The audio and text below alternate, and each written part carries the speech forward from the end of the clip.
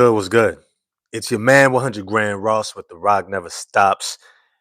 The NBA season is here. The NBA season is here. Last night we had two really good games. Really good, I would say phenomenal games. You had the the Houston Rockets versus the world champion Oklahoma City Thunder. And well, OKC came out on top. Houston couldn't close the deal. KD uncharacteristically missed some clutch free throws. Uh, and it left the window open for OKC in double overtime, ended up winning the game. An incredible opening night game. And then the Golden State Warriors facing the Los Angeles Lakers. Curry versus Luka.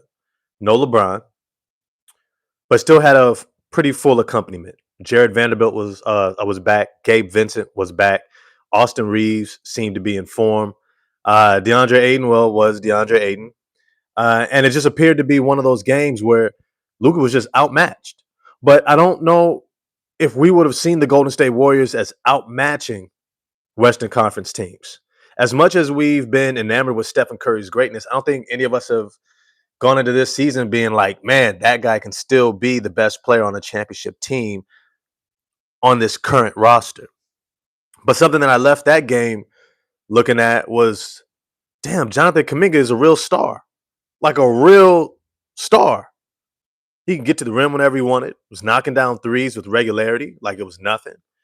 He was making the right play, finding the open guy, getting assists, getting big time rebounds, playing over the rim, getting downhill in transition. And then on defense against Luka, he made Luka's life hell. Like seriously, like if you watch those minutes of Kuminga on Luka, damn. Maybe Joe Lacob, the Golden State Warriors ownership, was onto something. They kept that boy under wraps. They kept putting out a narrative that made him not seem as valuable. They did everything they could so they could do exactly what they did. Signed him for pennies on the dollar. 20-something million. That's what you pay a role player. Jonathan Kuminga is a star. And I walked away from that game being like, damn, if he had his own team, he'd be putting up something around 25, 26 points per game, 6 rebounds, 4 assists, all-star level. You put him in Brooklyn right now, he's an all-star. Put him just about anywhere else, he's an all-star. But on this Golden State Warriors team, he's stuck behind Steve Kerr, and he just looks great in these minimal minutes. Not really being featured, just kind of like go out there and do you while we get Stephen Curry the ball. It is what it is. He still played great. And they controlled that game against the Los Angeles Lakers, came away with the dub. Now tonight, for the Pistons, for us, we got the Bulls tonight. We got the Bulls. And I'm excited to see it. And I wanted to talk about this player that I've been saying I was going to get to for a minute. Ausar Thompson. If you saw the heading and the caption, can Ausar Thompson rise to the occasion this season? I want to dive into that in this video. But before I do, smash the like button for me. Hit subscribe and the bell for notifications. Remember, it's a little thing for you. It's a big thing for me. If you're already subscribed, you already hit the bell for notifications, right? Just hit the like button. Hit the like button. Maybe share it with a friend of yours. Say, yo, bruh's going live. It's interactive chat. If you like what he's saying or disagree, you can put something in the chat. He might respond to it. All right? Now let's dive in because I only got a little bit of time before I got to go to work. Let's just put it like this. Ausar Thompson was not who we wanted to see in preseason. What we saw from Ausar Thompson preseason was not what we wanted to see from him. He looked uncertain of himself. He looked like his timing, his awareness when it came to attacking the rim, getting downhill, was simply not there. Whatever he was working on in the offseason didn't prepare him for that. And I came away with a level of disappointment because I expected a different level of ascension. I was anticipating a little bit more growth. And I kind of made my synopsis that, hey, you know what? I got to tailor back some of my expectations for Ausar Thompson. But then I remembered something. Memory. Remembered something. Bruh was already playing great last season. By the end of last season, in the playoffs, against the Knicks, he was already playing great. Those last few games, once the referees realized that Jalen Brunson was just foul baiting the whole time and finally started respecting Ausar Thompson as an elite defender, all of a sudden he was absolutely fantastic.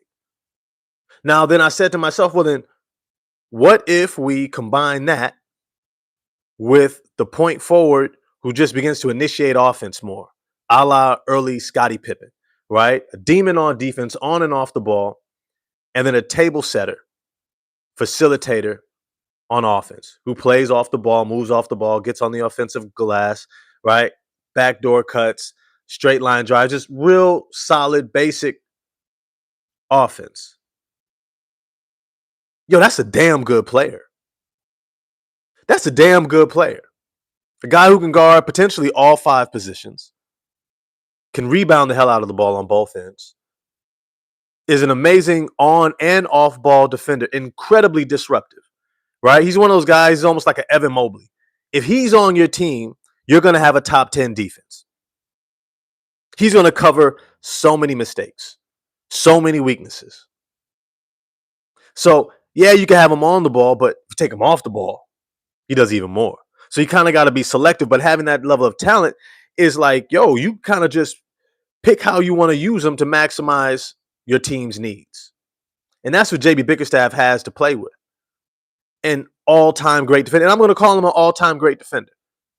He reminds me of a Sean Marion level of athletic defender, maybe even an Andre Iguodala with his quick hands, wide base, great lateral mobility, but also an elite leaper and jumper. That type of guy on the defensive end, there really is no solve for, except for pass it to somebody else. If you don't pass it to somebody else, your life is going to be hell. Now, here's where I do think that Ausar Thompson does need to grow. And I'm going to get into my season projections, which we'll see tonight. I think he needs to grow in a couple ways. One, when you're playing on the ball, your job is to turn them a couple times, not to try to steal the ball every time, bro. You ain't got to steal the ball every single time, Ausar. Every single time you guarding somebody, you don't have to rip them. You don't. You don't. If you're on the ball and you turn your guy 3-4 times, contain him and force him to pass the ball, great job. You've done your job, bro. You've done your job. Now, there's certain situations in games where you may need to actually press, try to get the steal. Maybe you're trying to come back. You're down 6 with a minute to go. Okay, we need that turnover. We need that steal. Go for it. But in the first quarter, bro, in the first quarter, the second quarter, come on, man. Come on, man. We don't need that then. If it's there, take it. But if it's not, bro, don't pick up a silly, stupid foul. Don't do that. Don't do that. We need you, bro. We need you. That's the first change. Second change is don't forget everything else you do on the offensive end after you pass the ball.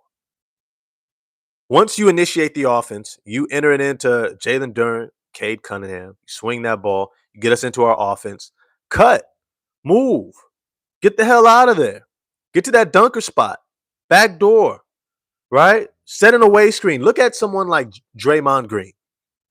When Draymond passes the ball, he never stands still. Never. Never. Right? This is what the high IQ guys do.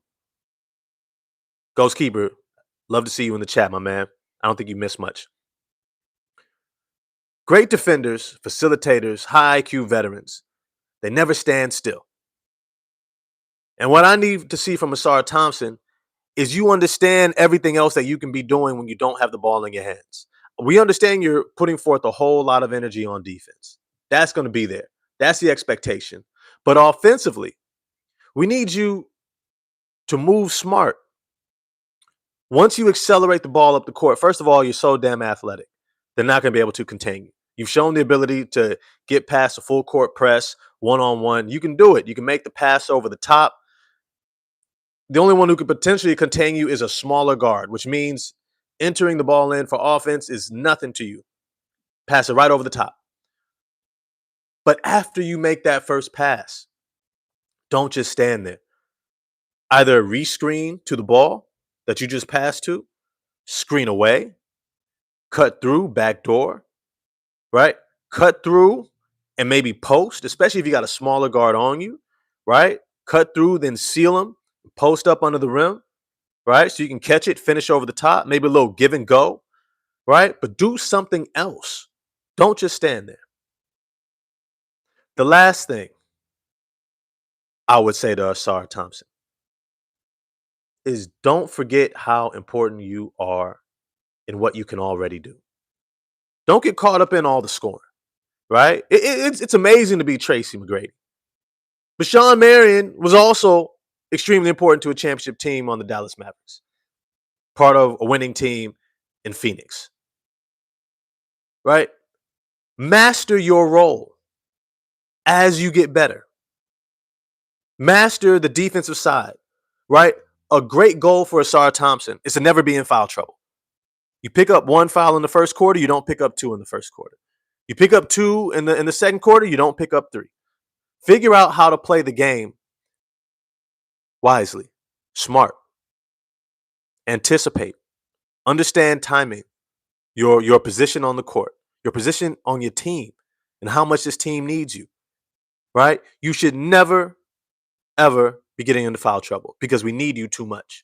It's going to happen every once in a while, but it should be rare. And definitely not in games where we need you the most, which is going to be most of this season, especially the first half without Jaden Ivey.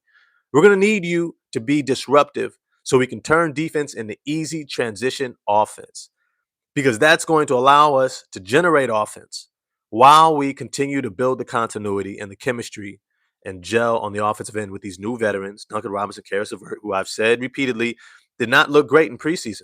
I'm hoping that they, show me something else tonight, right?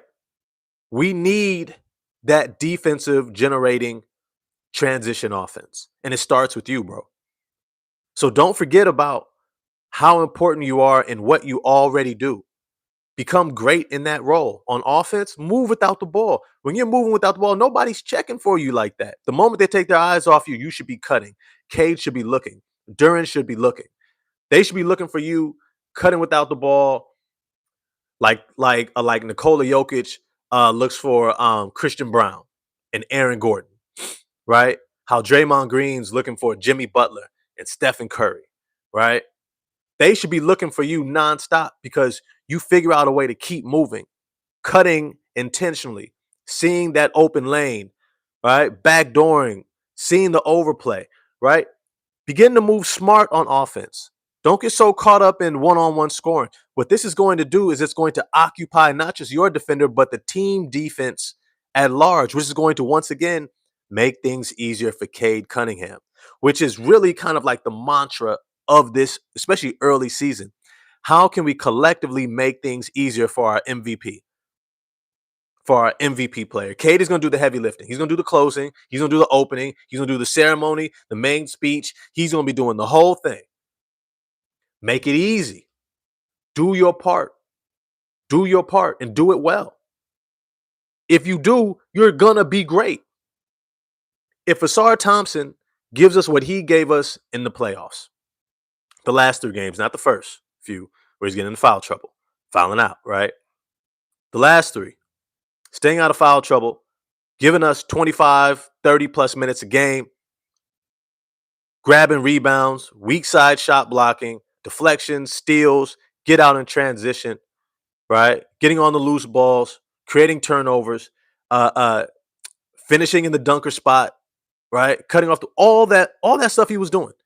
If he just brings 25 to 35 minutes per game doing that, and then initiate some offense and set the table, we're good. We're Gucci. We're straight. It's all good. We out here. You give us that, bro. Between you, Duran, and Cade, we gonna be sitting pretty. We're good. But you got to master that role, bro. You got to accept that role. And if you do, I think you're gonna have one hell of a year. I can see 14 points, 8 rebounds, 3 to 4 assists a game, 3 assists, somewhere around 2 steals, 2 blocks. Just don't get into foul trouble. Keep moving, and you'll be good. But as always, I gotta get out of here. I got work, so it's a shorter live. I'm gonna be live tomorrow to recap tonight's game. If not later on tonight after the game, we'll see. But as always, I try to leave y'all with something. Um, Look, man, the seasons are changing. Seasons are changing. Going into fall soon and into winter. There is such thing as seasonal depression. Seasonal depression is real. Take care of yourself. One of the greatest things you can do is do what you know to do that cares for you, whether it's getting sleep, getting in that jog, drinking water, spending quality time with loved ones. Maintain doing what you know you need to do. And as time changes, as seasons change, whether it's literally or figuratively, you're going to be in position to be your best self. All right? Do what you know to do today. Take care of yourself. Value you, because if you don't, who will? With that, I'm out of here. I'm going to see y'all after the game. Let's go Detroit basketball. Peace.